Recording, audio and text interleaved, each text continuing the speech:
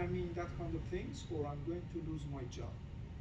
But before answering these questions, because these questions look complex, complicated to answer, but in fact, if you know how the practice will be changed, for example, today you are drawing by hand. Some of you guys you use SketchUp, AutoCAD, different tools. Some other people they generate drawings, but then in the future it's going to be done by another agent or intelligent systems, or how it will be done. If you know how it will be done, then you can define your role in the future. You can guess what should be your skill, and you know what kind of things you need to learn and prepare yourself for such a future.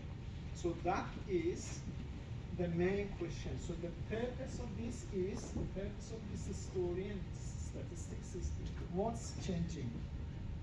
If you know what's changing, how it will change, then it's going to be easy to answer many questions. So right now, I'm going to show you, because I explained some of these stories yesterday, but today I'm going to talk about digital twin and related or associated technologies. So here you can see again, there are so many different types of tools and technologies that can be helpful to create a metaverse or to support a digital twin. But some of those projects that I've done before, I listed them here. So it's like more related to reality. So the data comes from the reality. We published this as a paper as well, and we created this dashboard. And here you can see my phone connected to this analytical process or the dashboard itself. So this is one type of technologies helping and supporting decision makers. But the second one is, so you can see here, it's like showing whatever is the physical object in 3-dimension, like a volumetric display in the space. You can show things in a real space.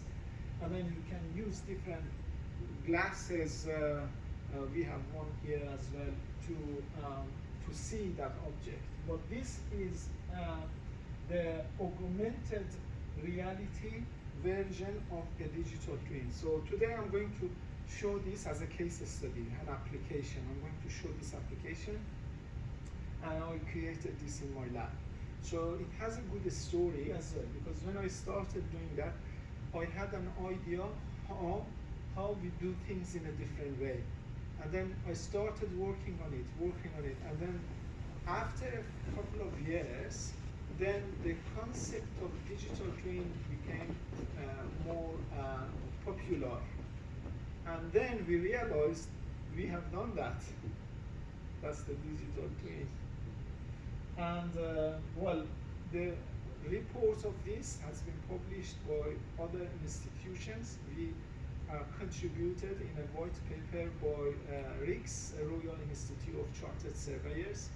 In the UK and US, they distributed our project to the 400,000 members and stakeholders. Again, we have like simulation-based reality. We have a world mirror, so you can see a part of Sydney here. This is like the mirror of the real world. And this is my metaverse here. It's like underground. It's underground environment, equipment, or whatever is there. And I can show a little bit about this story as well to tell you a little bit more about this.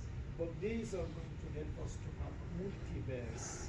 So multiverse is even more than one metaverse. So what is metaverse, and the stories around that has been discussed in my recent book, but I'll give you some examples and general ideas about the metaverse. In the book, I shared in the Zoom link, you have that in the Zoom link, but in that book, we discussed different types of metaverses or metaverse kind of metaverse-based tools as well.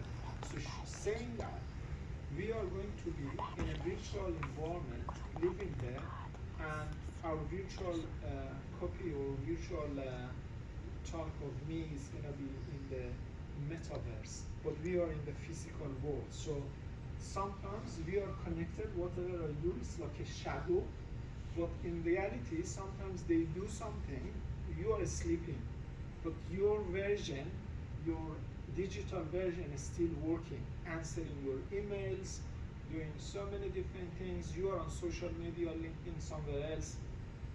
Your digital version can post things or do things, react on some of those posts, save some of them for you, later you can read.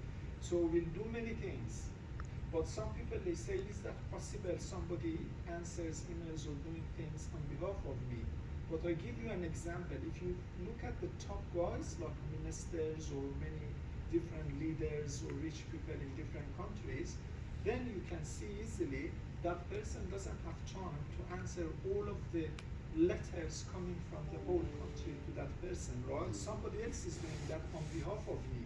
But that person, how he knows what should be answered, because there are rules and things, and also the person working with me for many years, we are following the same kind of rules. So he knows what should be the answer of this email. Even sometimes I don't know, but he knows, right? So then the digital version sometimes can be smarter than me, because sometimes when I want to answer, I don't know what is the right answer. I should say no, yes. If I say no, what happened? Yes, what happened? How I should write? But the digital version of me can analyze things and can understand what is in my favor, what is in my interest, then we'll answer in that way. And even it's better than me answering that email, right? So that is the future, and we are working on this type of future.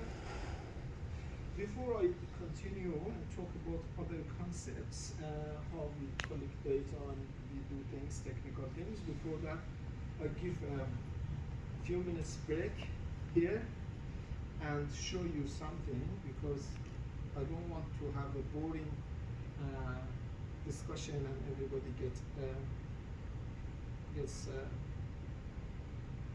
bored. So you can see my students working with a small physical model of an asset. This can be anything, but we created this one, this version. This looks small, but it's very heavy, and it's exactly the same as the big one, the real one. Everything is the same. We've got the components from the real factory, but the smaller scales. Everything is here. And it has safety issues as well. You cannot easily touch it. But then you can see the students, my students working with me, but it was during COVID as well. At the same time, we were working on a digital version of that to create a real digital twin. But what is a digital twin? I tell you later after I show this app here. Let me share my screen.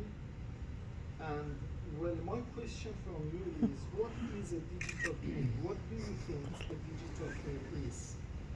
So what is your idea about a digital twin?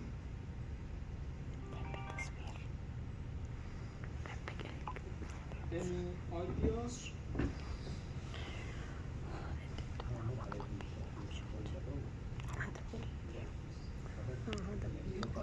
المصطلح العربي التوأمة الرقمية.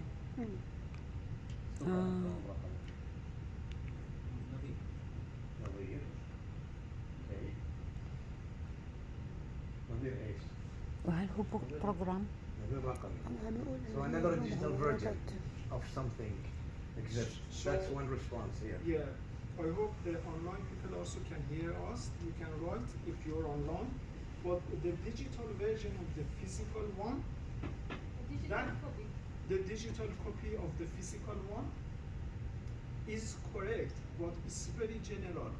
Because not today, even 20 years ago, you had digital version of physical things, right? So what is the difference? That difference is important.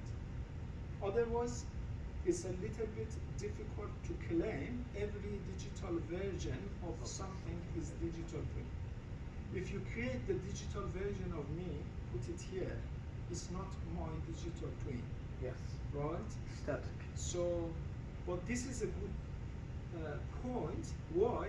Because many companies, they sell things as digital twin. They call it digital twin, but it's not. Because people think it's a digital copy of a physical thing. So that's why they can sell it, because people, they accept this definition. But this will not help because you lose money. I mean, many companies, they do. So that's the purpose of this part of the presentation, exactly to say what is really digital twin.